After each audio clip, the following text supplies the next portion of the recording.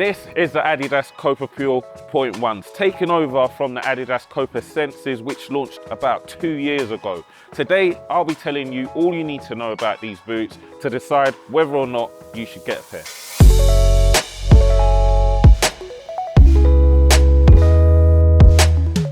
Adidas have released the Copa Pures in a big way with not just one colorway, but 3. We first of all got this black, white and pink look, which I've got to say I'm definitely a fan of. Let me know your thoughts on these in the comments below. But alongside this colorway, you've also got this, the all white look, and then the blacked out Copa Pures here.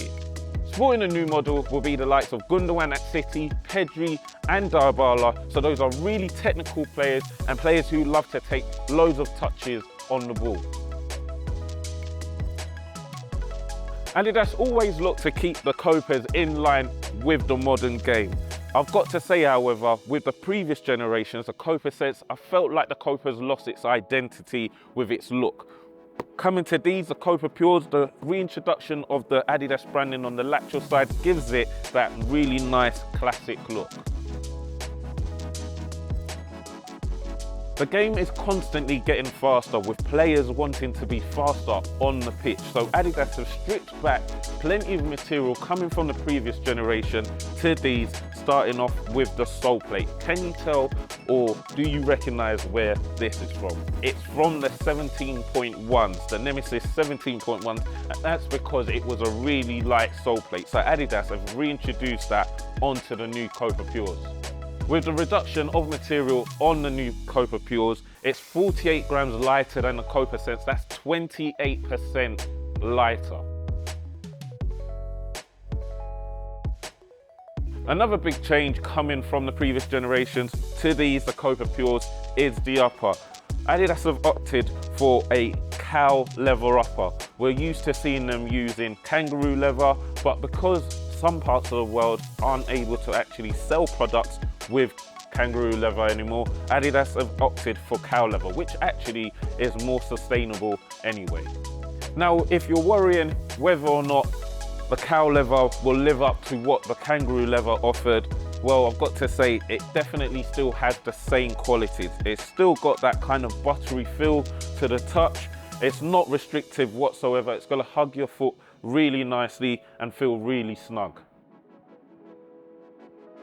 The unique selling point of the Copa Pures has got to be the triple density foam pod technology, which sees areas of impact where you'll make contact with the ball quite a lot with increased foam. So you've got the lateral side here on the side of the boot and also on the medial side where you'd be passing, for example. And then in the toe box area, you've got less foam for that kind of like barefoot sensation when you make contact with the ball.